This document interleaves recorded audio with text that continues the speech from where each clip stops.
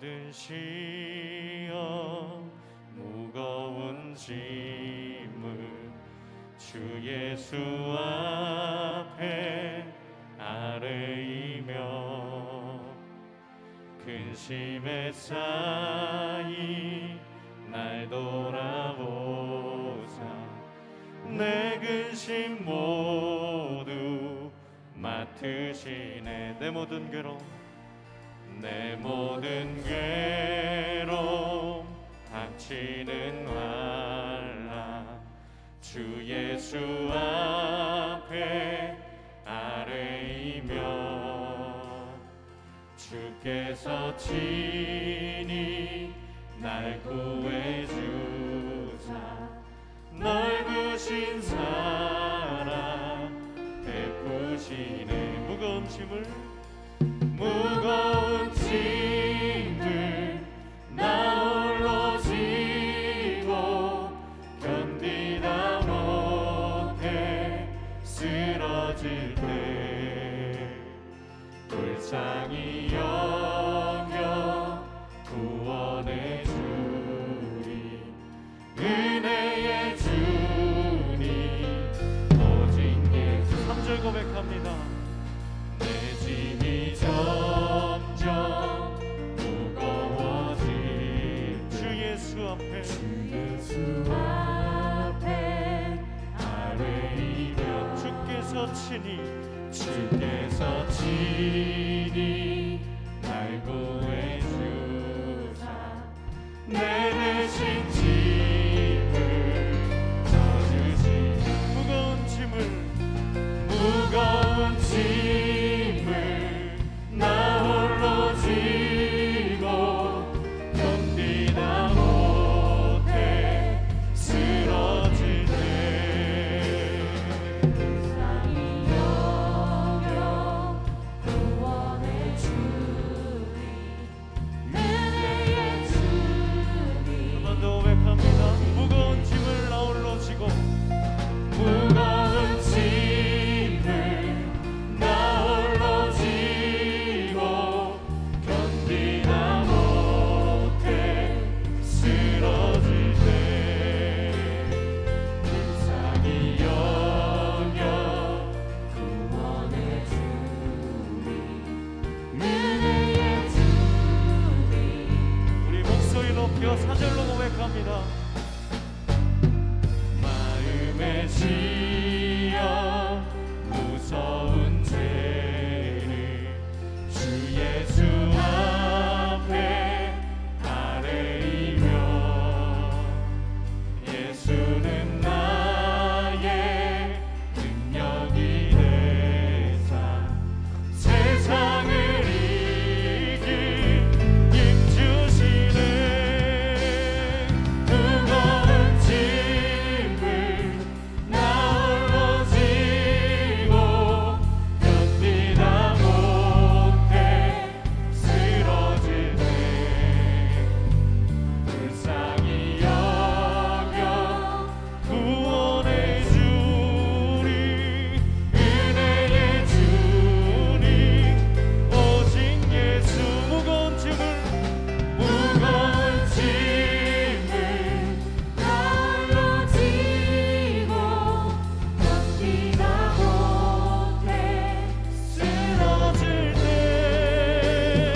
불쌍히 여겨 구원해 주리 은혜의 주님. 한 번 더 고백합니다.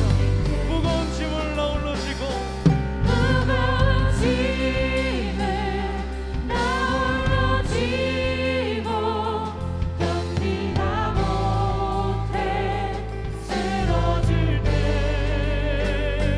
불쌍히 여겨 구원해 주리 은혜의 주님 오직 예수. 무거운 짐을 나 홀로 지고 견디다 못해 쓰러질 때 불쌍히 여겨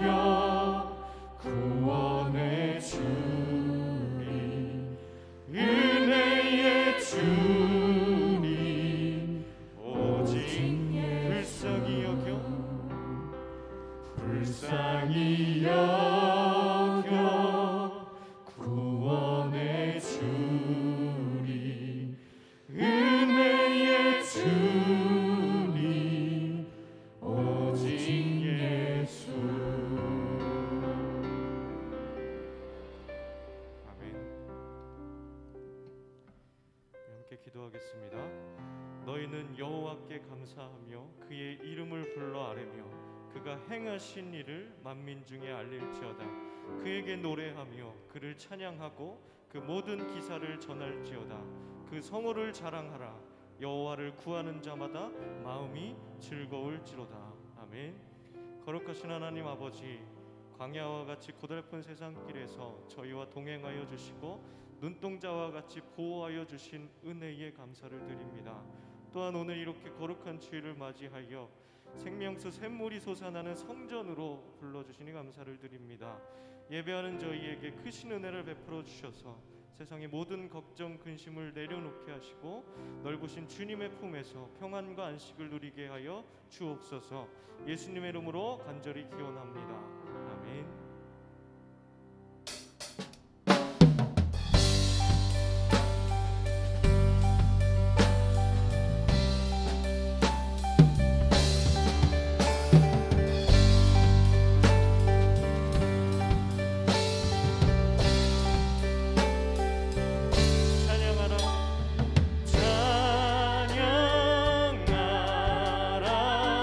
복되신 구세주 예수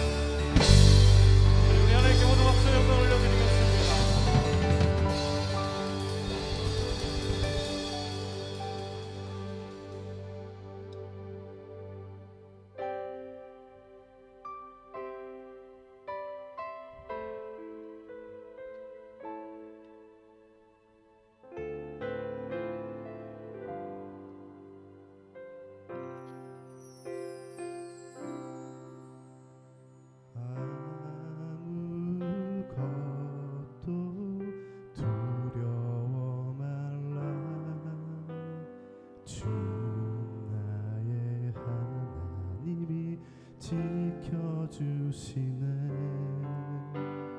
놀라지 마라, 겁내지 마라. 주님 나를 지켜주시네.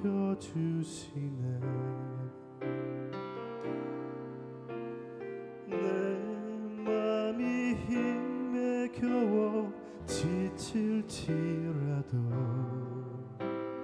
주님 나를 지켜주시네.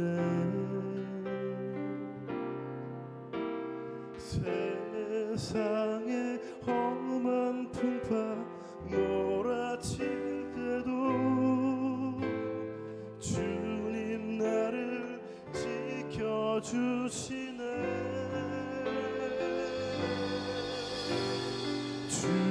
주님은 나의 산소, 주님은 나의 요새,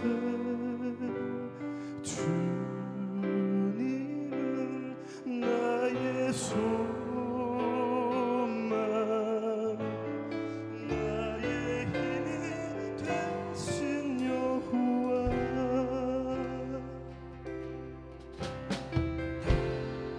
함께 고백합니다. 아무것도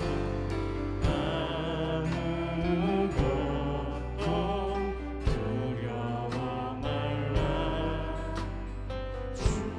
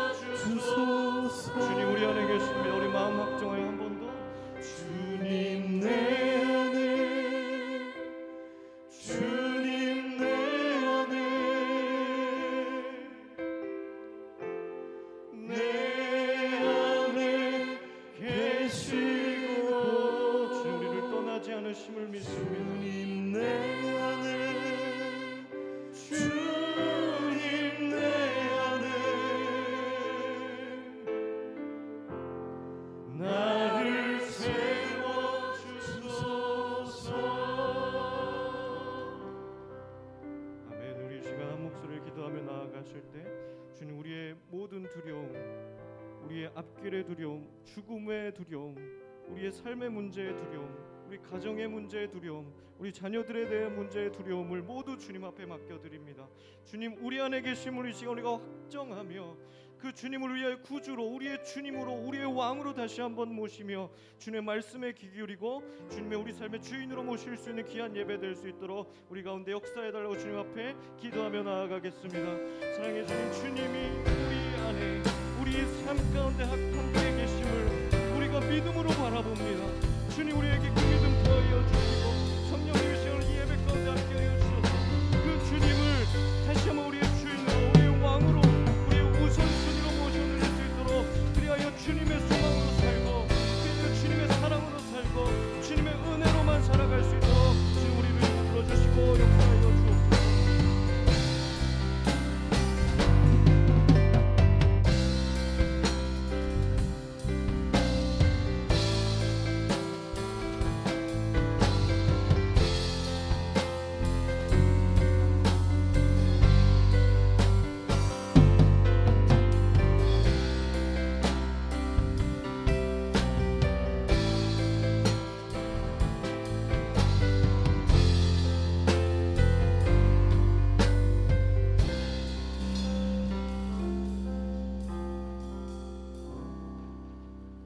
만복의 근원 되시는 하나님 아버지, 지난 한 주간도 신원을 지켜주시고 깊어가는 가을 들녘의 들판처럼 알차게 열매를 맺고 풍요로운 결실을 거두도록 베풀어 주시는 한량없는 사랑과 은혜, 감사와 찬송과 영광을 드립니다.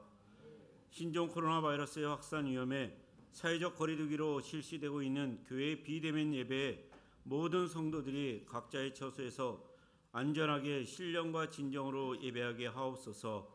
언제나 부족하고 연약한 우리의 모습이지만 이 시간 온 마음과 정성을 다하여 예배하오니 연락하여 주시고 주님 홀로 영광 받아 주시옵소서. 주님, 교회가 무기력해지고 코로나로 인해서 많은 시련을 겪고 있습니다. 이러한 위기가 극복의 시대를 맞이해서 비대면 국면 속에서도 여러모로 다른 방법으로 지혜를 모아 좋은 교제의 장을 열 수 있도록 도와주시며 성령 안에서 교제하게 해주시고, 사람은 내일을 알 수 있는 능력이 없지만 주의 인도하심 따라 좋은 길로 인도하여 주시옵소서. 코로나19라는 거대한 태풍을 통하여 우리에게 다가오시는 주님, 모든 것이 순탄해질 때까지 기다리지 말고 움츠리지 말며 아니라면 안주하지 말며 광풍 속에서도 영혼의 촉각을 세우고 주님을 만나는 우리가 되도록 도와주시옵소서. 코로나19를 통하여 드러난 우리 한국교회의 민낯을 제대로 자각하고 애통해하며 부끄럽지만 초라하지만 이를 기회로 새롭게 태어나도록 변화된 모습을 보일 수 있도록 애쓰는 교회들이 되도록 도와주시옵소서. 또한 젊은이들을 품지 못하고 방치했던 기성교회가 더욱더 부지런해지고 진정으로 회개할 수 있도록 깨어나는 시간이 되게 하옵소서. 우리가 자신의 모습을 날마다 말씀의 거울에 조명하며 점검함으로 하나님의 시선으로 세상을 바라보며 하나님의 영광을 위하여 충성하고 헌신하는 삶이 되도록 지혜와 성령의 능력을 덧입혀 주옵소서.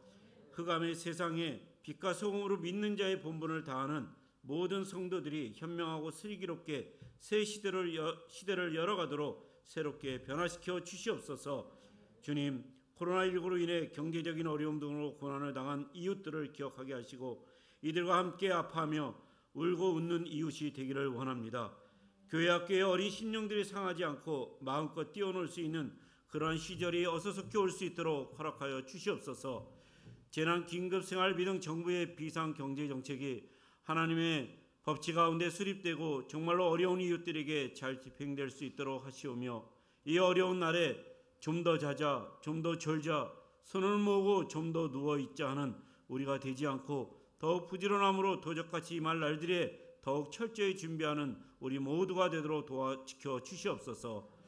은혜가 충만하신 하나님 아버지, 코로나19에 매몰되어 교회의 모든 활동이 여러모로 어려운 형편이지만 우리 교회가 예방수칙을 철저히 준수하면서 교회 활동을 전개하여 세상의 혼란과 비난을 받는 것이 아니라 코로나 종식을 선도하는 데 일익을 담당하게 하옵소서.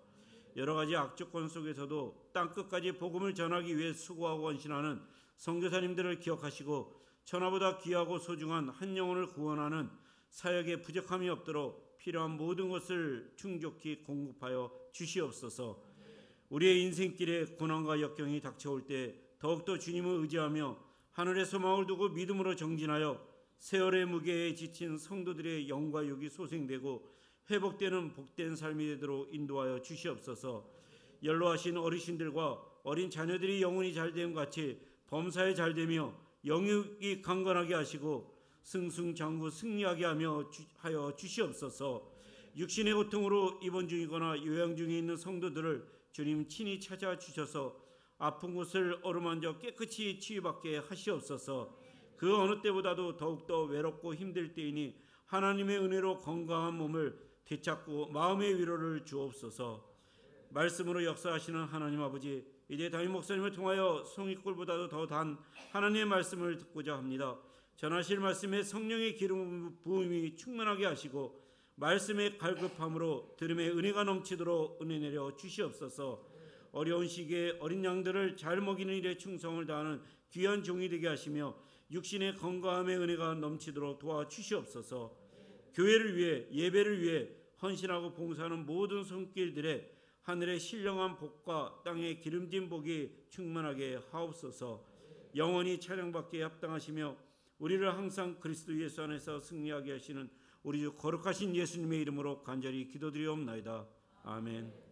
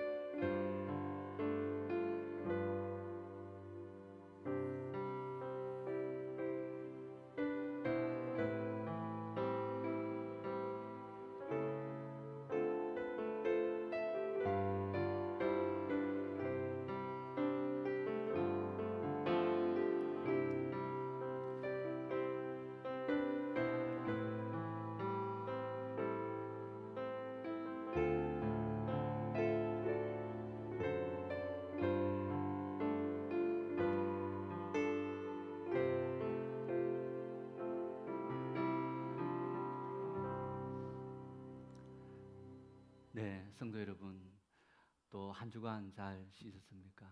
또 코로나 전국에 또 힘든 생활들 또 잘 견디시고 또 이렇게 주일 교회에서 가정에서 또 예배의 자리로 우리가 부름을 받았습니다. 우리 또 교회 오신 분들 같이 한번 서로 인사하시고 우리 가정에서도 가족들이 함께 서로 인사하십시다. 반갑습니다. 사랑합니다. 우리 가정에서 한번 서로 안아주시고 또 하나님의 은혜가 넘치길 빈다고. 네, 우리 만남이 인생의 가장 큰 은혜요 축복입니다. 하나님의 안에서 믿음으로 만나고 또 가족으로 만나고 이웃으로 만나는 이 모든 만남이 우리의 삶의 큰 축복인데 그런 만남이 단절되어지면서 우리의 삶이 더 힘들게 되어집니다. 여러분, 그러나 우리에게는 만나서 모든 것을 하는 것뿐만 아니고 우리의 마음들이 있지 않습니까? 짐승과 다르게, 동물과 다르게 하나님은 우리에게 생각할 수 있는 그런 은혜를 베풀어 주셔서 지난 날에 만났던 좋은 추억들, 그 추억들을 기반으로 앞으로 이 코로나 시대가 지나가면 내가 더 좋은 만남들을 만나야지 하는 또 그런 희망이 우리에게 꿈으로, 소망으로 그려질 수 있습니다. 우리 그런 마음으로 이 어려운 시국을 함께 기도하고 믿음으로 견딜 수 있는 그런 우리 모두가 될 수 있기를 바랍니다. 교회 학교는 계속적으로 우리 실시간 또 예배 실황을 다 녹화해서 미리 보내드리고 있습니다. 우리 부모님들, 자녀들 꼭 예배할 수 있도록 인도해 주시고 또 함께 예배할 수 있기를 바랍니다. 또 아마 이 11시 예배 이런저런 사정이 생기면 쉽게 나중에 유튜브로 해야지 하시는 그런 분들도 있는데 우리가 교회에 출석하는 것 같은 그런 마음으로 가정에서 하나님을 예배할 수 있기를 바랍니다. 매일 보내드리는 우리 묵상 말씀이 있습니다. 또 그 여러분 말씀을 묵상하면서 하루하루 또 경건의 삶을 살아갈 수 있기를 바라고 또 수요 예배를 못 드리면서 목회 서신을 보내드리는데 짧은 한 페이지지만은 우리가 묵상할 수 있고 생각할 수 있는 그런 것들과 말씀을 보내드립니다. 꼭 여러분들께서 그런 말씀들을 묵상하면서 우리 홀로서기 할 수 있는 그런 또 좋은 기회가 될 수 있기를 바랍니다. 예배 후에 당회로 모이겠습니다. 우리 원래는 다음 주일을 추수감사주일로 지킵니다. 그런데 이런 시국에 우리 원래 한국교회가 추수감사절을 미국처럼 11월 셋째 주일에 지켰는데 올해는 우리 11월 셋째 주일로 추수감사주일을 연기해서 지키려고 합니다. 그리고 또 2주 후에는 종교개혁 주간이라서 성례식, 세례와 성찬이 있는데 이 성례식도 우리 지금 이 시국에 함께 하기가 어려울 것 같아서 또 추후로 연기하도록 하겠습니다. 우리 하나님 말씀을 읽는 일에 열심을 내주시면 감사하겠습니다. 우리 조춘복 집사님도 어려운 때 하나님 말씀을 일독하시면서 또 힘든 시간들을 잘 이기고 있습니다. 우리 말씀을 읽든지 또 쓰시면서 하시는데 혹시 말씀 성경을 쓰게 하시는 분들은 여러분 성경을 이렇게 이 노트에 쓰지 않습니까? 쓸 때 요 좌측에는 최소한 한 2cm 정도 공간을 두시고 이 공간이 아까워서 딱 붙여서 이렇게 쓰시는데 우측에는 끝까지 다 써도 상관이 없어요. 이렇게 또 뒷면 쓰실 때도 좌측은 띄워야 됩니다. 왜 띄우느냐? 이 책을 편집할 때 이렇게 묶여지기 때문에 그래서 이 편집하는 공간을 그러니까 이 우측도 비워야 되겠군요. 이제 이렇게 편집되어지니까 아니면 이렇게 찍는데 이렇게 들어가게 되는 이경순 권사님께서 성경을 쓰셨는데 이제 이제 재본을 하려고 하다 보니까 너무 양옆으로 빽빽하게 쓰셔갖고 재본하게 되면 그 글자가 다 들어가게 되어서 재본을 못했습니다. 혹시나 성경 쓰기 하시는 분들은 양쪽에 한 2cm 정도의 공간을 두고 아래 위로는 빽빽하게 써도 상관이 없는데 양쪽에는 그런 공간을 두셔야 될 것 같습니다. 기도하겠습니다. 하나님 감사합니다. 거룩한 성일 또 이렇게 하나님 앞에 예배의 시간으로 하나님을 섬기고 찬양하며 경배할 수 있도록 은혜와 사랑을 주시니 감사합니다. 하나님의 성전에서 가정에서 영상으로 예배합니다. 성도들이 함께 만나서 예배할 수 없는 형편 때문에 이렇게 영상으로 예배하는 많은 분들이 있지만은 신령과 진정으로 드리는 우리의 예배를 하나님께서 기뻐 받으시고 우리의 심령 속에 하나님의 은혜가 강물처럼 흘러넘칠 수 있도록 은혜와 사랑을 주시옵소서. 하나님 앞에 귀한 예물로 정성을 우리의 신앙을 고백합니다. 하나님의 것을 구별하여 11조를 드리며 모든 범사에 감사하여 감사 예물 드립니다. 섬김과 선교와 구제 삶을 위해서 하나님 앞에 예물 드립니다. 하나님 아버지, 우리의 정성입니다. 우리의 헌신입니다. 우리의 희생입니다. 하나님께서 기쁘게 받아주시고 이 예물을 통해 하나님의 나라 귀한 사역, 더 연약한 이웃들을 돕고 베풀고 섬길 수 있는, 그리고 자라나는 젊은 영혼들을 양육하는 하나님의 교회의 귀한 사역 앞에 아름답게 사용되어질 수 있도록 은혜와 사랑을 베풀어 주시옵소서. 드리는 성도들의 손길마다 하늘의 복을 충만히 채워주시고 넘치도록 채워주시고 더 많이 아낌없이 드리며 살아갈 수 있는 복된 삶이 될 수 있도록 우리 모든 성도들의 삶 위에 하늘의 은혜와 놀라운 축복이 임할 수 있도록 역사하여 주시옵소서. 마음에는 원이지만 손이 베드리지 못한 손길이 있습니까? 하나님, 그들에게 은혜를 주시고 아낌없이 넉넉히 드리며 살아갈 수 있도록 그들의 손길 위에 하늘의 복을 풍성히 내려주시옵소서. 하나님, 어려운 중에도 하나님의 교회에 섬기고 헌신하고 봉사하는 손길마다 하나님, 그들의 모든 손길 위에 축복해 주시고 신은을 강건케 도와주시옵소서. 어린 영혼들 하나님, 그들의 모든 예배 가운데 우리 하나님께서 친히 함께 하시고 어릴 때 믿음으로 말씀으로 잘 양육되어서 하나님의 나라 귀한 일꾼들로 아름답게 자랄 수 있도록 역사하여 주시옵소서. 수고하는 교사들의 모든 수고 위에 은혜를 주시고 신은을 강건케 축복하여 주시옵소서. 코로나19로 온 나라 모든 사람들이 실험합니다. 또 이 코로나 바이러스를 잡기 위해서 애쓰고 노력하는 의료진들에게 하나님 은혜를 주시고 신은을 강건케 도와주시옵소서. 함께 하실 주님을 찬양합니다. 예수님의 이름으로 간절히 기도 올리옵나이다. 아멘. 하나님의 말씀 에베소서 5장 3절 4절입니다. 에베소서 5장 3절 4절 우리 한 목소리로 합독하시겠습니다. 음행과 온갖 더러운 것과 탐욕은 너희 중에서 그 이름조차도 부르지 말라. 이는 성도에게 마땅한 바니라. 누추함과 어리석은 말이나 희롱의 말이 마땅치 아니하니 오히려 감사하는 말을 하라. 아멘. 매년 이맘때가 되면 세계의 유명한 학자들의 관심이, 시선이 스웨덴 할리문으로 향합니다. 세계에서 가장 권위 있는 상을 수상하기 때문입니다. 올해는 우리나라 국민들의, 우리나라 또 유명한 학자들의 시선이 스웨덴 할리문으로 향했습니다. 우리나라 서울대 현택환 이 석자 교수께서 노벨 화학상 후보에 이름을 올렸기 때문입니다. 아쉽게도 선정되진 못했지만은 이 현택환 교수께서 그런 말을 했습니다.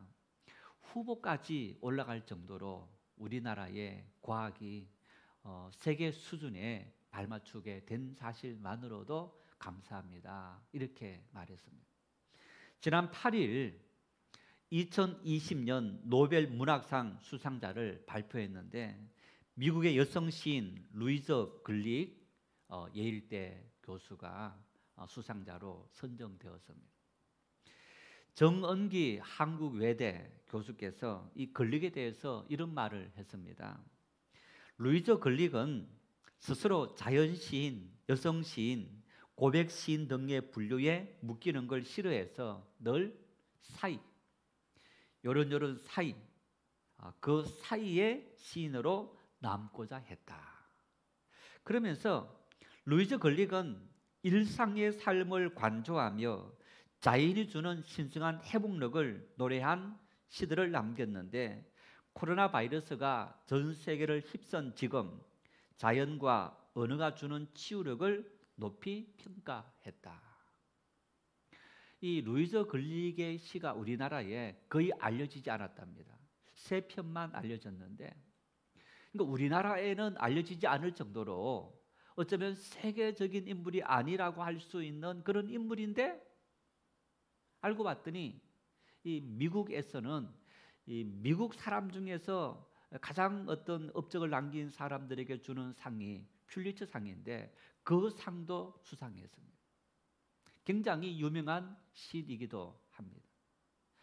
이 시인이 이번에 노벨 문학상을 수상하게 된 것이 이 여성 시인이 쓰는 시들이 코로나 바이러스로 말미암아서 신음하고 절망하는 사람들에게 희망을 노래하는, 특히 자연이 회복하는 그런 회복력을 우리에게 알려주면서 소망을 주는 그런 시이기 때문에 이번에 노벨 문학상 대상자가 되었다라고 합니다. 이 루이저 글릭의 삶을 보면 고등학교 중퇴, 대학교 중퇴했다고 합니다. 청소년 청년 시절에 극심한 이 섭식 장애와 그리고 신경성 식욕 부진증을 앓게 되었고, 그러면서 7년 동안 투병 생활을 하면서 학교를 중퇴했다. 대학교도 중퇴했습니다. 그런데 이 글릭이 지금 77세입니다. 우리 나이로 78세이죠. 78세의 나이인데 예일대 교수로 재직 중입니다. 우리 보통 65세 되면 퇴직하지 않습니까? 그런데도 이분은 대학교 중퇴 학력에 세계에서 가장 유명한 대학 중에 한 대학인 예일대학교의 교수로 77세의 나이에 재직하고 있는 그런 명예를 떨치는데, 이분이 인터뷰 글에서 이런 말을 남겼습니다. 내 인생의 가장 위대한 경험 중 하나는 투병기였다. 청소년 청년 시절에 친구들과 그리고 학교에서 학문을 연마하고 참 마음껏 뛰놀고 인생의 꿈을 그릴 그때에 먹지 못하는 어떤 이러한 섭식 장애, 신경성 식욕 부진증 이런 것들로 말미암아 정말 체력이 감당할 수 없는 그런 상태의 절망 속에, 그 절망이 내 인생의 가장 위대한 경험 중에 하나였다. 이렇게 고백하는 거예요. 스웨덴과 미국은 시차가 있습니다. 당선 소식을 이 미국 시간으로 아침 7시에 전화를 받게 됐다고 합니다. 스웨덴 한림원에서 담당자가 전화를 했는데, 전화를 아침 7시에 받고 하는 얘기가, 이른 아침 이 시간에는 내가 커피 한 잔을 마셔야만 정신을 차릴 수 있습니다. 그래서 내가 지금 당신에게 제공해 줄 수 있는 시간은 2분밖에 없습니다. 2분만 나에게 인터뷰할 수 있는 기회를 드리겠습니다. 이렇게 말했다고 합니다. 정말 어떤 노벨 문학상이라는 최고의 상을 받은 어떤 그 감격으로 아침이나 할지라도 5분, 10분, 15분도 좋습니다. 인터뷰 하겠습니다. 해야 될 텐데 매일 일상 속에 한 잔 마시는 커피 한 잔 때문에 2분밖에 시간을 줄 수 없습니다. 정말 인생을 멋있게 살아가는 그런 분이라 싶습니다. 우리나라 요시야 시인이 눈풀꽃이라는 이 글릭이 쓴 시를 번역해서, 여러분 시를 번역한다는 것은 정말 어려운 일입니다. 어떤 문장, 소설을 번역하는 것은 차라리 쉬운 일인데, 시 속에는 수많은 어떤 그 다양한 언어들이 포함되어 있기 때문에 그걸 표현하는 단어, 적절한 단어를 찾는다는 것은 굉장히 어려운 그런 작업 중에 하나인데, 이 루시아 시인이 눈풀꽃이라는 그런 글릭의 시를 번역해서 자기의 페이스북에 소개했는데, 이분이 이 시를 소개하면서 여기 기도와 같은 시가 있다. 이 시를 인생이라는 계절적 장애를 겪으며 잠시 어두운 시기를 지나는 사람들에게, 나 자신에게도 읽어주고 싶다. 인생의 시련을 계절적인 장애라는 거예요. 이 시가 그렇게 표현하고 있습니다. 이런 내용입니다. 중간에 다 빼고 몇 줄만 읽으면, 대지가 나를 내리눌렸기에 내가 다시 깨어날 것이라고는 예상하지 못했었다. 그토록 긴 시간이 흐른 후 가장 이른 봄에 차가운 차가운 빛 속에서 다시 자신을 여는 법을 기억해 내면서, 이런 의미입니다. 돼지가 나를 짓눌렀기에, 지금 우리 가을입니다.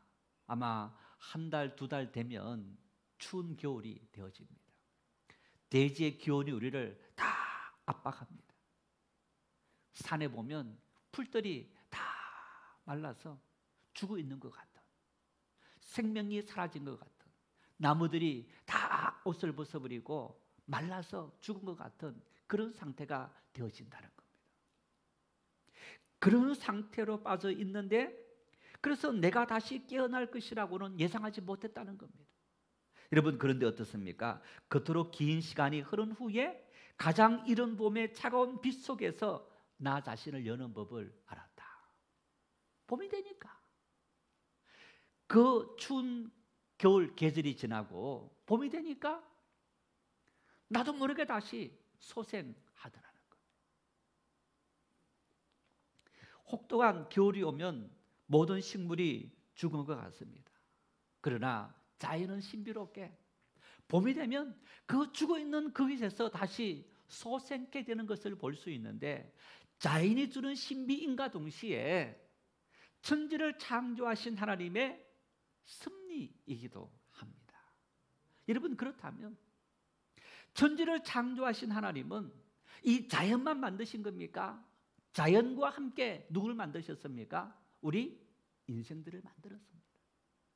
하나님은 자연과 함께 우리 인생을 만드셨는데, 자연이 봄, 여름, 가을, 겨울이 있으면 긴 겨울 동안 모든 것을 꽁꽁 얼어붙게 만들어서 다 죽은 것 같은 상태가 되었는데도 불구하고 봄이 되면 소생하고, 여름이 되면 활짝 꽃 피우고, 그리고 가을이 되면 결실할 수 있는 그런 때를 주는 것처럼 우리 인생도 자연의 한 부분입니다. 하나님은 자연을 만드는 논리를 따라서 우리 인생을 역시 그렇게 만드셨다는 겁니다. 마찬가지로 우리 인생에도 겨울과 같은 인생의 시련과 역경이 있습니다. 그런데 그 시련과 역경도 우리가 인내하고 참고 기다리면 때가 되면 우리의 삶에 봄이 오는 줄 믿을 수 있기를 바랍니다. 바로 걸리건 그런 자연의 신비를 노래해야 합니다.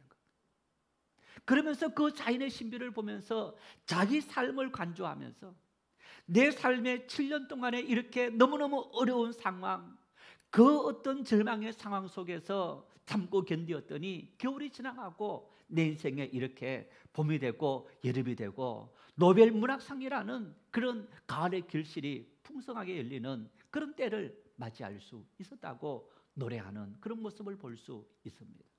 우리의 삶에도 마찬가지입니다. 성도 여러분, 오늘 하나님은 우리에게 어떤 분입니까? 하나님은 우리의 삶에 코로나19는 아무것도 아닙니다. 내 인생에 이것보다 훨씬 더 절망스러운 그런 상황이 나를 짓눌렀고, 지금도 짓눌러 있고, 지금도 내 삶은 고통스럽습니다 하는 그러한 시기를 지나고 있습니까? 그것이 젊은 시절이든 아니면 청장년 시대이든 아니면 내가 노년 시대이든 상관이 없습니다. 누구든지 한두 번은 그런 경우들이 다 찾아오는 겁니다. 그럴 때 우리가 할 일은 인내하는 겁니다. 견디는 겁니다. 그러면 하나님은 다시 봄처럼 회복시켜 주시고 하나님의 은혜를 노래할 수 있는 그런 때를 주시리라 확실히 믿을 수 있기를 바랍니다. 우리에게 하나님이 그런 분이신데, 여러분, 코로나19로 신음하는 이때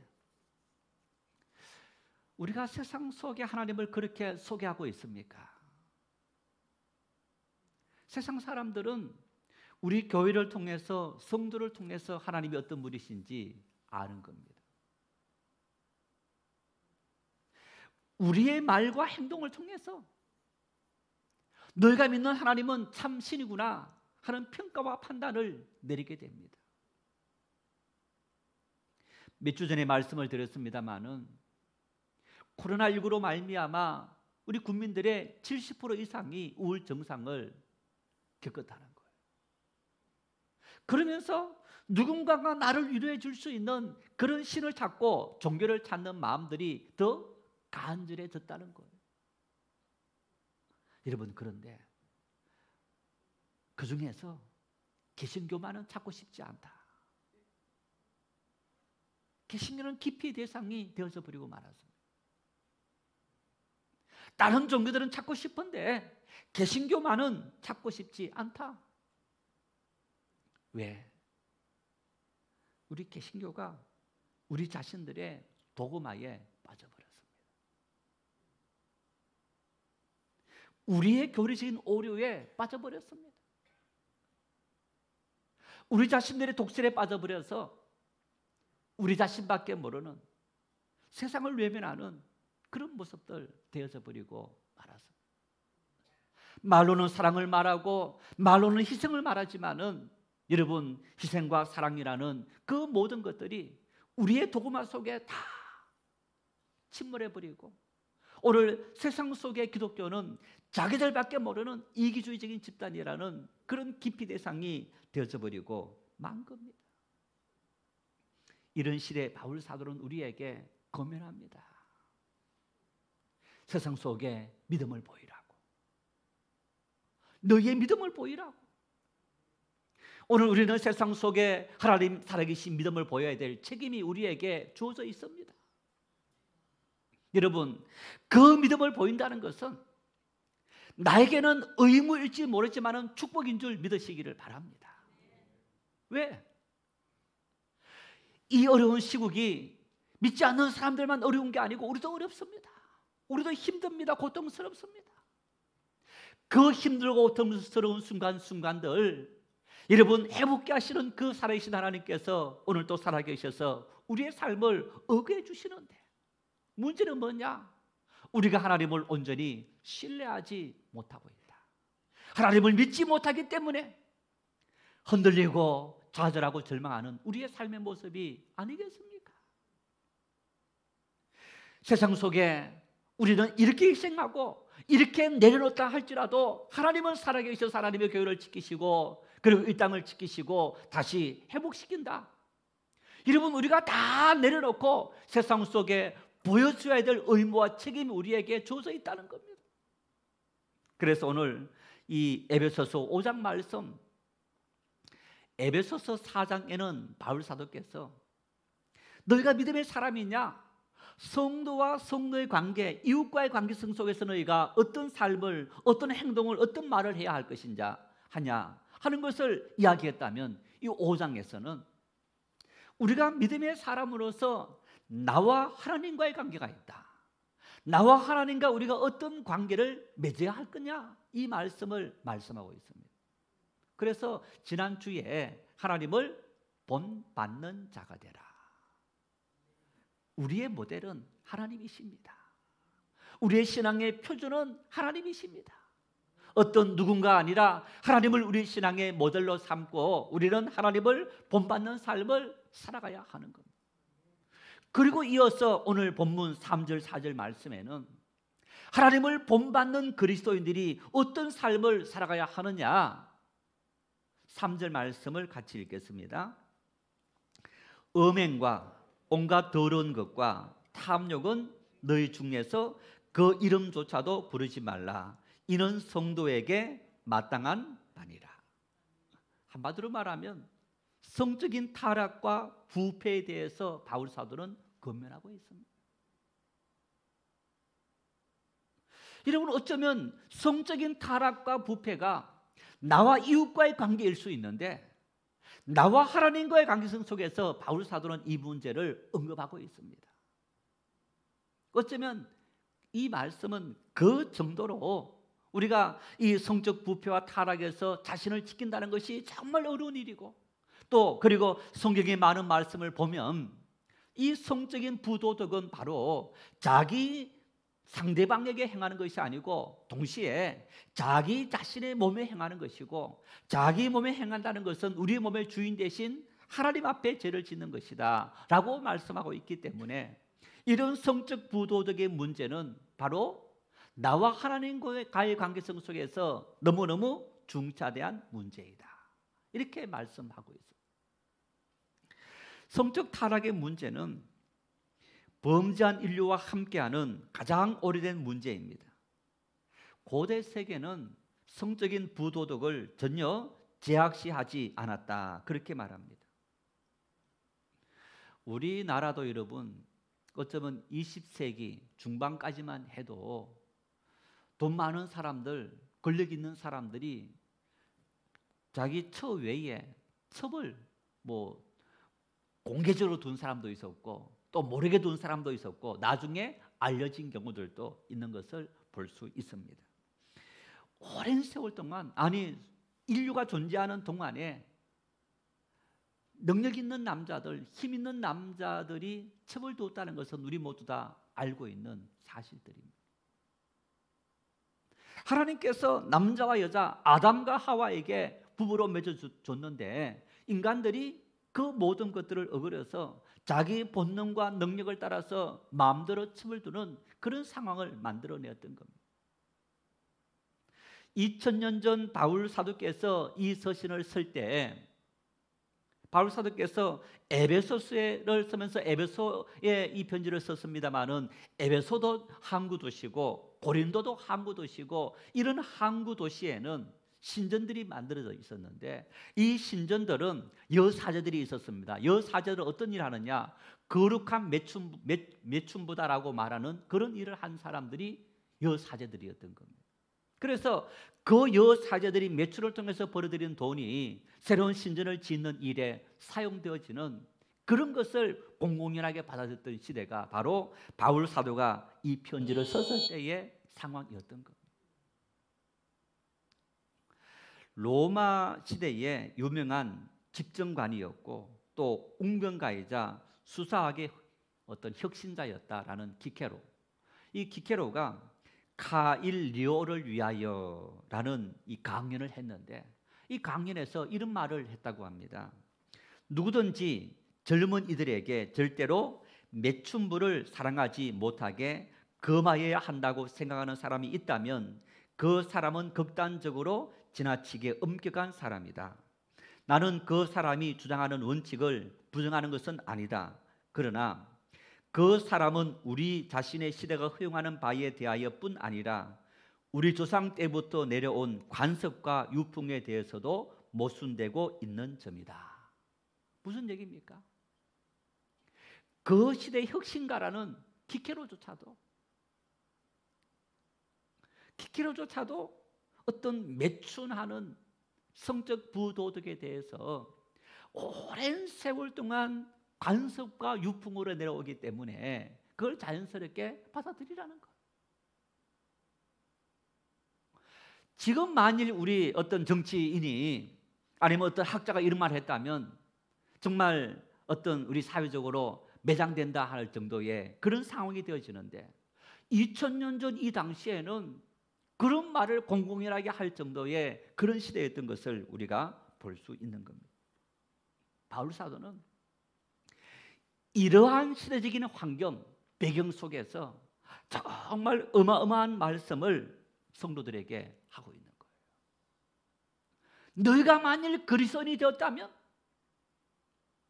너희가 그리스도인이 되기 전에는 고대 사회 사람들이 행했던 그런 성적 부도덕에 대해서 아무런 죄의식조차 가지지 않고 그런 삶을 살아가는 것을 당연하게 받아들였다 할지라도 이제 너희가 그리스도 안에서 예수 그리스도로 말미암아 새 사람이 되었다면 음행과 온갖 더러운 것과 탐욕은 너희 중에서 그 이름조차도 부르지 말아야 한다. 이렇게 고민하고 있습니다. 한마디로 말하면 세상과 차별된, 세상과 구별된 삶을 살아라는 겁니다.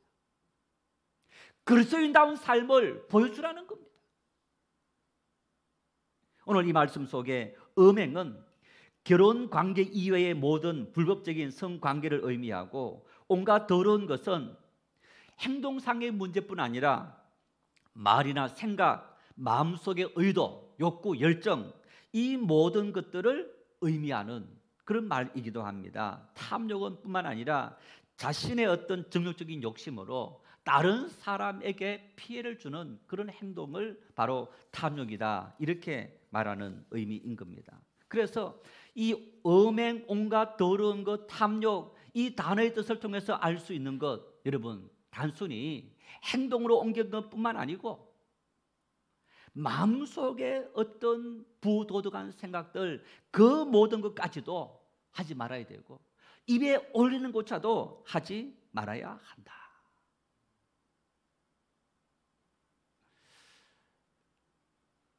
그런 일상이 자연스러웠는데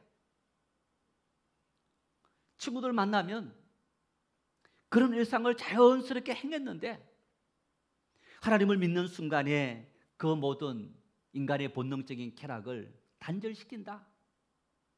엄청난 결단이 필요한 상황이었을 겁니다.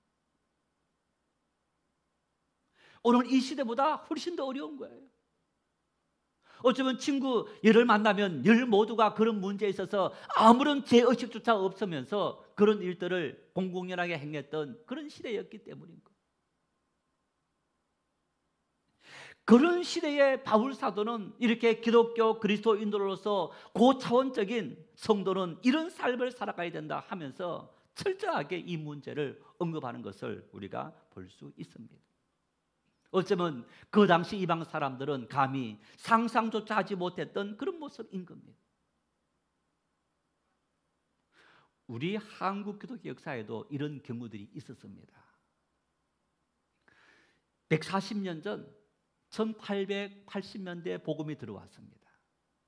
선교사님들이 우리 한국에 와서 복음을 전하는데, 여러분, 조선 말 그 당시 우리나라 상황이 어떠했느냐?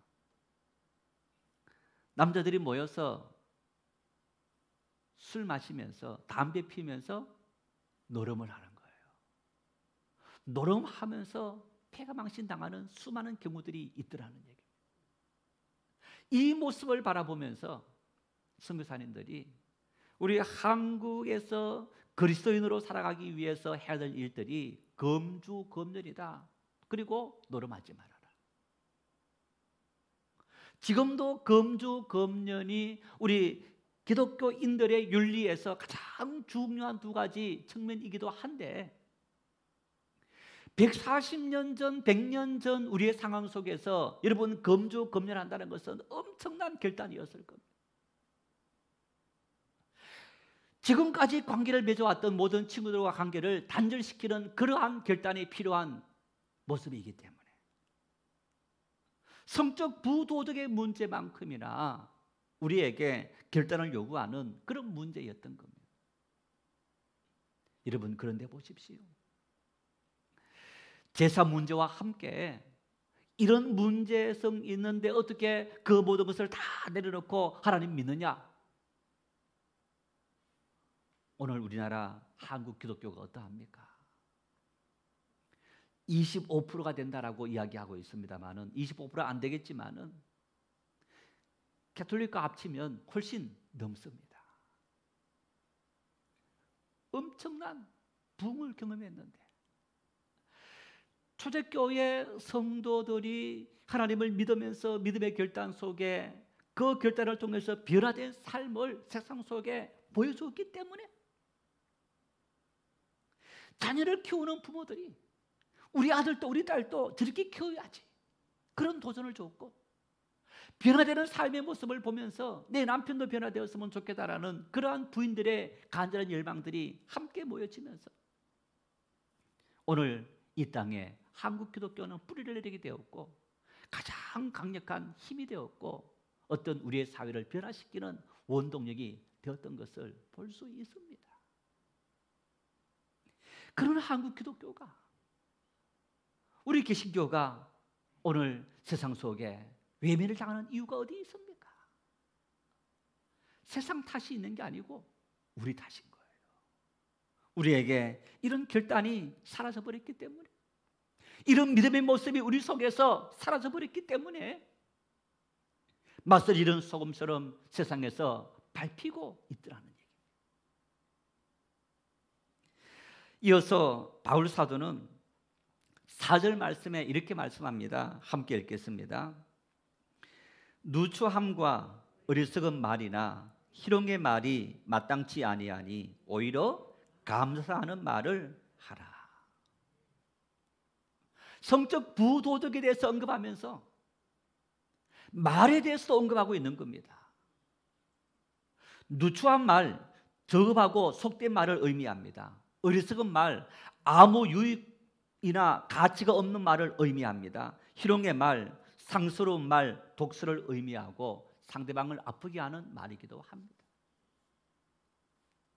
너희가 단순히 행동으로 성적 부도덕을 행하는 그것만 죄가 아니고 너희의 언어, 너희의 말로서도 너희는 성적 부도덕한 행동을 하지 말아야 된다. 다시 말하면 여러분, 우리가 말이 엄만하다는 얘기입니다. 우리 말을 조심해야 된다는 얘기입니다. 우리 한마디 하는 그 말, 농담 한마디 그 말 속에 만일 성적 부도덕과 관련되는 그런 말이라면 그 말은 입에조차 올리지 말아라 라는 그런 의미입니다. 텔레비전을 시청할 때 꼭 시청 KBS, MBC, SBS 이런 어떤 거기에 제목이 있다면 그 제목 밑에는 숫자가 표시되어 있습니다.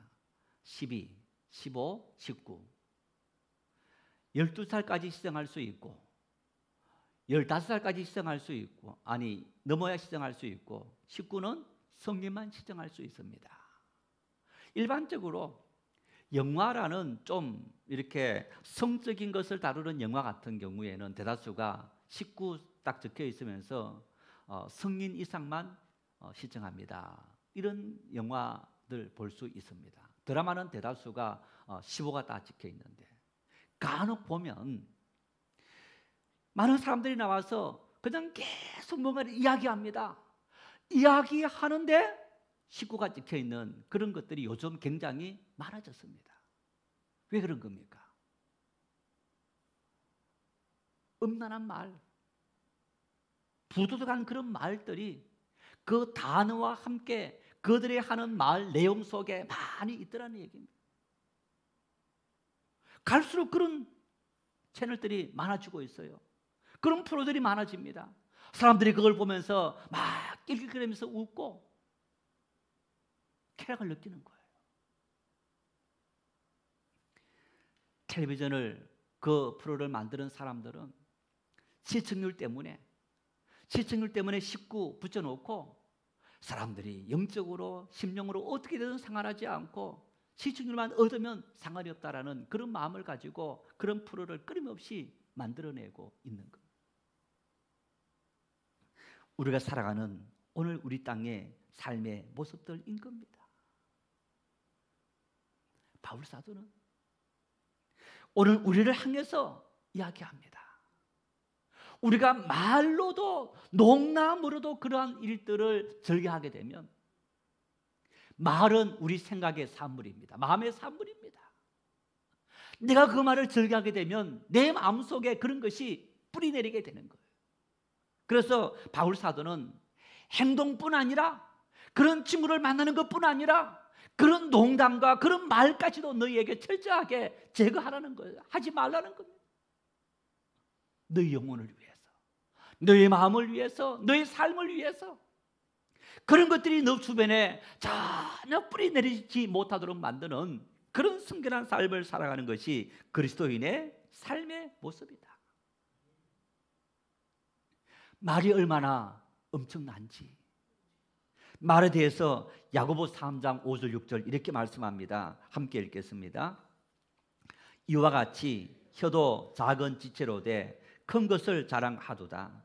보라, 얼마나 작은 불이 얼마나 많은 나무를 태우는가. 혀는 곧 불이요 불의의 세계라. 혀는 우리 지체 중에서 온몸을 더럽히고 삶의 수레바퀴를 불사르나니 그 사르는 것이 지옥불에서 나느니라. 여러분, 이 말씀을 해석하면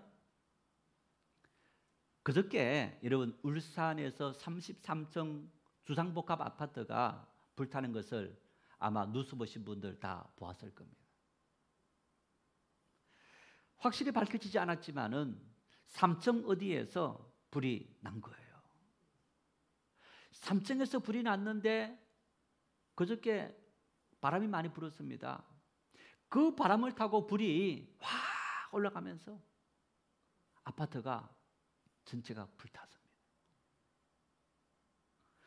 콘크리트 지었으니까 뼈대는 남아있지만은 어쩌면 이제 진단해 봐야 되지만 그 아파트를 쓸 수 있는지 다시 지어야 되는지 아직 확실히 알 수 없지만은 작은 불 하나가 33층 100m 넘는 그 아파트를 화재로 휩싸여 버린 거예요. 작은 불이. 야고보 사도는 현은 불이라는 거예요. 그게 작은 불이든 큰 불이든 상관없이 그 불이 되어서 우리 몸을 전체를 불살라버리는 수레바퀴가 되어져 버린다는 거예요.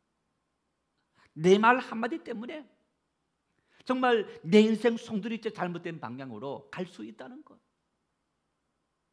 단순히 내가 이 말을 상대방 누구에게 악한 말을 해서뿐 아니라 그런 말을 즐겨하게 되고 그런 말을 하게 되면 그것이 바로 내 영혼을 병들게 만들고 내 영혼을 불태우는 그런 어리석은 말이 되어지기 때문에 우리는 말에 대해서 조심해야 된다라고 말씀하고 있는 겁니다. 민수기 21장 5절 6절 말씀을 함께 읽겠습니다. 백성이 하나님과 모세를 향하여 원망하되 어찌하여 우리를 애굽에서 인도하여 내어 이 광야에서 죽게 하는가? 이곳에는 먹을 것도 없고 물도 없도다. 우리 마음이 이 하찮은 음식을 싫어하노라 하며 여호와께서 불뱀들을 백성 중에 보내어 백성을 물게 하심으로 이스라엘 백성 중에 죽은 자가 많은지라. 이 말씀은 애굽에서 출애굽한 이후에 광야를 통해서 가나안 땅으로 갑니다. 사실은 10하루길이면 갈 수 있는데 40년 걸렸습니다. 시나이 바다로 해서 에돔 땅, 여러분 에돔 땅은요 사막입니다. 아무것도 없습니다. 바로 갈 수 있는데, 바로 가면 몇 달 안 걸려 갈 수 있는데 지금도 돌려왔는데 에돔 사막 한가운데로 하나님께서 이스라엘 백성을 더 험한 길로 몰아가는 거예요. 그러니까 백성들이 하나님께서 몰아가시는 것이 원망스러워서 하나님을 원망합니다. 우리를 이 고통스러운 곳으로 우리를 인도해 내느냐, 이 사막 광야에서 죽게 하려고 이렇게 하느냐, 하나님을 신뢰하기보다 원망하자 하나님께서 불뱀 보내서 물게 해서 죽게 한 것. 하나님의 인도함을 따라 산다면 때로는 사막, 에돔 사막 같은 이런 험한 길이 있고 힘든 길이 있다 할지라도 참고 견디고 인내하고 하나님께 다 맡겨야 되는데 이 말이 방정 맞아서 말부터 하면서 원망을 막 하게 되니까 하나님께서 그 말하는 일에 있어서 불변 보내서 죽게 만드는 그런 심판을 행하신 하나님 모습을 볼 수 있습니다. 믿음의 삶을 살아오면서 말 때문에 한순간에 우리가 한 헌신과 희생과 그리고 우리의 모든 수고를 다 쏟아버리는 그런 분들 있지 않습니까? 여러분, 그런 분들은 바로 이스라엘 백성들이 이 민수기 21장의 말씀처럼 원망의 그 말 한마디 때문에, 비난의 그 말 때문에 한순간에 모든 것을 다 잃어버렸던 이 사실을 하나님 앞에서 분명히 기억할 수 있기를 바랍니다. 오늘 우리 사회는 고대 사회와 같이 잘못된 성행위와 성적 언어들이 잘못되었다는 사실을 인지하면서도 미투 운동 여러분 다 기억하시죠? 이 미투 운동이 일어나면서부터 우리 사회는 어떤 성적인 그 문제에 대해서 더 예민해졌고 또 어떤 그런 부분을 억제하고 없애기 위해서 굉장히 많이 노력을 합니다. 그런데도 유력 정치인들이 그런 법이 시행되고 다른 동료 정치인들이 망신당하고 모든 것을 다 내려놓는 그걸 보면서도 그 유혹에서 벗어나지 못하는 것이 우리 인간의 한계인 것을 봅니다. 우리나라 일제시대 때 위안부로 끌려가서 정말 감당할 수 없는 치욕과 모욕을 당했던 그런 분들 아직까지 생존하고 있고 그 문제가 일본과 우리 사이에 많은 문제를 자아내는 것을 볼 수 있습니다. 우리 가까운 곳에도 돈만 주면 쉽게 어떤 해결할 수 있는 그러한 합법 불법의 많은 그런 어떤 성적 행위를 할 수 있는 곳이 우리나라뿐 아니라 세계적으로도 아직까지 곳곳에 있는 것을 우리가 볼 수 있습니다. 한마디로 말하면 이런 모든 것들 바울 사도는 너희가 이 모든 것을 끌어내고 하나님 앞에 온전히 믿음으로 살아가야 된다라고 철저하게 엄격하게 말씀하는데 이 모든 것을 제어하면서 믿음으로 산다는 것이 참 어려운 그런 시대를 살아가고 있다는 얘기예요. 인간이 약하기 때문에. 어제 진해성 장로님께서 우리 교회 출신 한준희 목사님이 미국에서 목회하시지 않습니까? 한 번씩 우리 오시면 수예배 때 말씀을 전하시고 가시고 하신 목사님이신데 이분이 이 미국 교계 어떤 그 신문 중에 복음뉴스라는 이제 복음 신문이라는 어떤 거기에 게재한 글을 우리 당연 카카오톡에 올렸습니다. 이 목사님이 올린 글 제목이 개는 훌륭하다 이런 제목이었습니다. 산책을 하면서 이분이 그 우리나라 사람보다 훨씬 더 많이 미국 사람들은 이제 강아지를 키우고 개를 데려다니는 경우들을 볼 수 있는데 이제 개를 이렇게 산책을 하면서 끌고 온 사람들 보면 다양한 종류 있지만 크게 두 부류가 있더라는 거예요. 한 부류의 개들은 주인이 아무리 말을 해도 안 듣고 지멋대로 행하는 개들이 있더라는 거예요. 가지 말아라 해도 막 가고 짖지 말아라 해도 막 짖는 개들이 있더라는 얘기예요. 반면에 한 부류의 개들은 주인이 앉고 가고 짖으라 짖고 그만해 하면 그만하는 철저하게 주인의 말에 순종하는 개가 있더라는 거예요. 두 부류의 개가 있더라는 거예요. 자, 후자 주인 말에 잘 따르는 이 개는 어떻게 그렇게 된 겁니까? 훈련을 잘 받았어. 개는요 훈련 받으니까 주인 말에 철저하게 거의 100% 가까울 정도로 순종하고 복종하더라는 거예요. 한준희 목사님께서 그런 고백을 했습니다. 60이 넘었고 목회한 지 3, 40년이 되었는데 하나님 말씀으로 이렇게 긴 세월 동안 훈련되었음에도 불구하고 이쁜 여자 보면 눈길이 가고 어떤 교계에서 명예가 주어지면 그 명예를 추구하고자 싶은 그런 욕망이 생기게 되고 돈을 따르고 싶은 그런 마음들이 생기게 되고 그 욕망의 속구에서 벗어나지 못하는 그래서 주님을 따르기보다는 눈앞에 보이는 그것을 더 따르게 되는 그런 자신의 모습을 끊임없이 바라본다는 것. 마치 바울 사도께서 로마서 7장 말씀에 내 마음속에 두 가지 법이 있는데 하나님의 성령의 인도함을 따라 살리는 마음의 법이 있지만은 내 마음속에 죄의 법이 있어서 그 죄의 법이 나를 끊임없이 제약 아래 끌고 가는도다. 그런 모습을 한준희 목사님께서 그 뉴스에 고백하고 있는 것을 보았습니다. 그래서 개는 훌륭하다.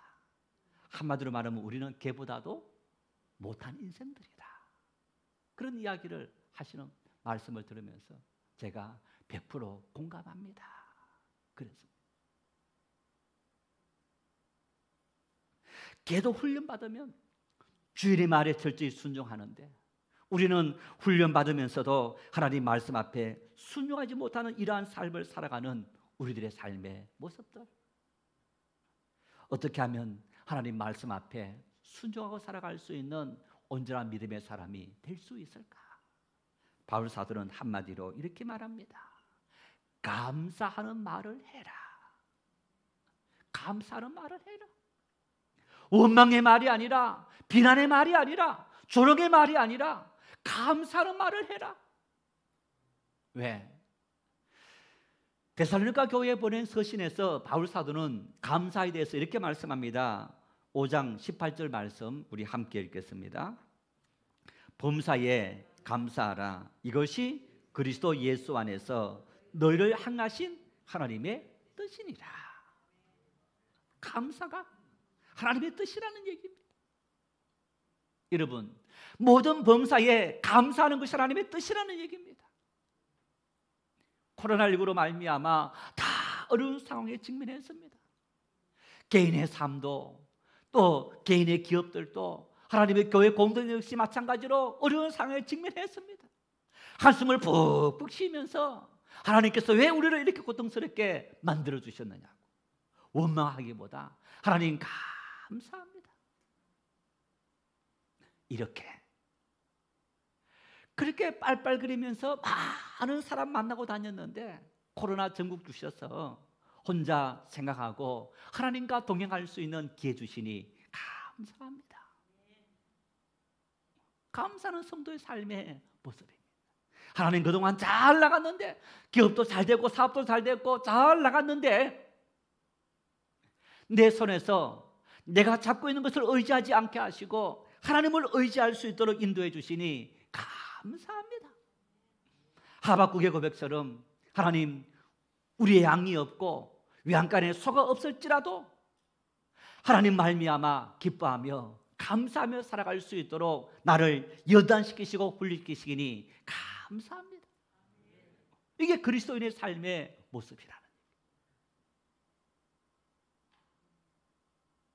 우리의 모든 매사에 나에게 지금 질병이 왔고 가난이 왔고 실패가 왔고 아픔이 왔다 할지라도 하나님의 뜻 속에서 그 모든 것을 바라보고 이해하고 생각할 수 있는 그 능력 있는 삶을 살아가는 전능하신 하나님께서 내 삶의 주인이 되시고, 이 가운데서도 내가 하나님 앞에 잘못을 범한 그 제약 속에서 하나님은 함께 하셔서 나를 붙잡아 주시고 나를 인도해 주시리라 믿고 하나님 앞에 감사할 수 있는 그런 믿음의 사람. 하나님은 그런 사람을 이 시대 우리에게 원하신다는 것. 우리에게 그런 믿음이 있을 때, 여러분, 우리는 오늘 그리스도인으로서 오늘 이 세상이 얼마나 성적인 부도덕이 팽배하고 있습니까? 이런 모든 것을 참 그리스도인으로서, 나는 믿음의 사람으로서 세상과 타협하지 않고 육체와 타협하지 않고 내 어떤 환경과 타협하지 않고 살아가는 그런 믿음의 사람으로 살겠습니다. 왜?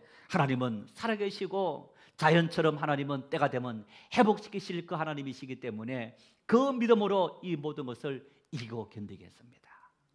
그 믿음의 결단이 우리를 변화시키고 세상을 변화시키고 하나님의 은혜를 풍성히 누릴 수 있도록 만든다는 사실을 기억하시고 감사할 수 있는 하루하루, 감사가 내 삶에 마땅히 행해야 돼.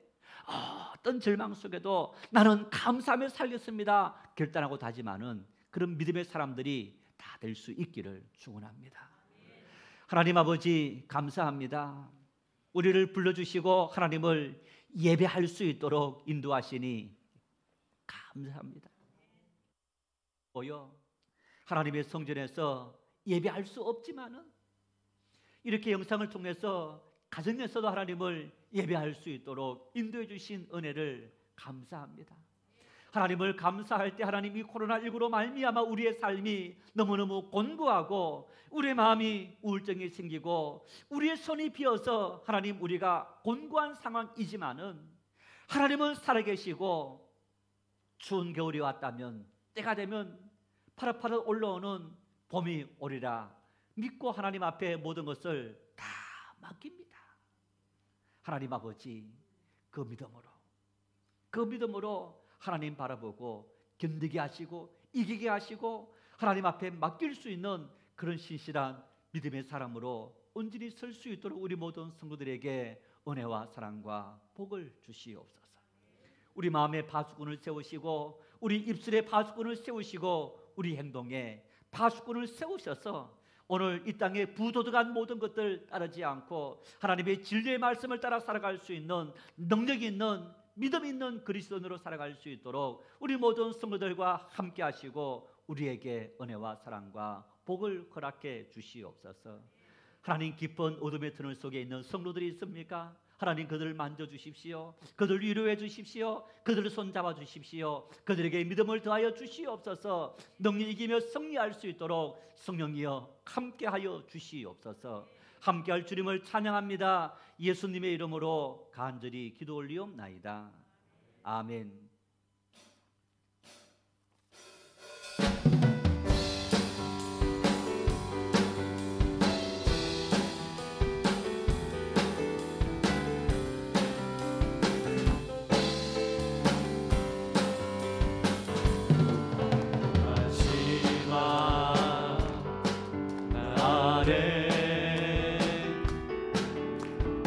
내가 나의 영으로 모든 백성에게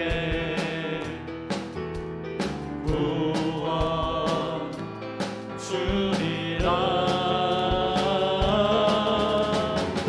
자녀들은 예언할 것이요 청년들은 환상을 보고 아비들은 꿈을 꾸리라.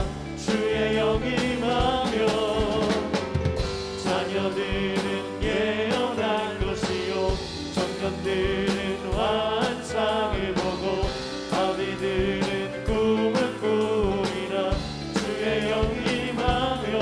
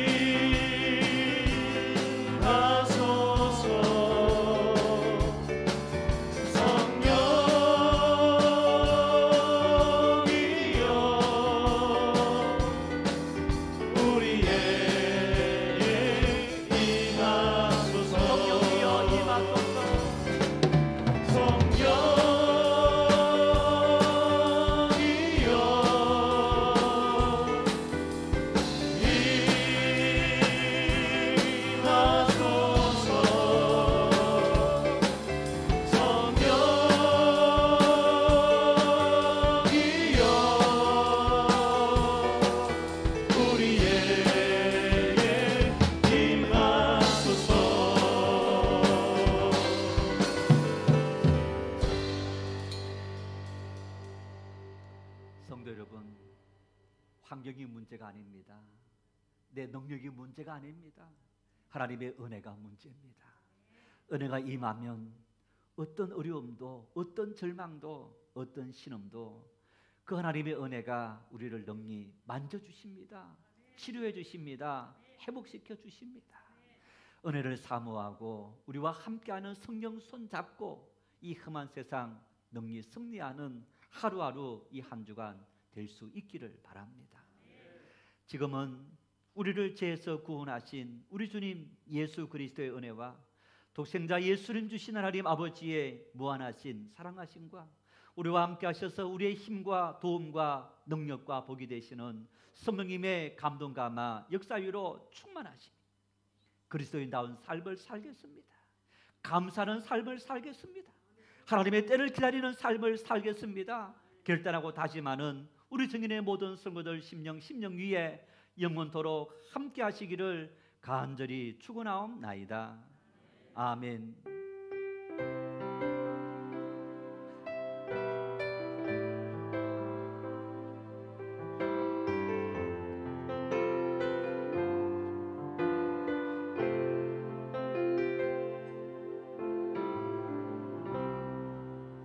우리 한번 가족끼리 사랑한다, 사랑해, 사랑합니다.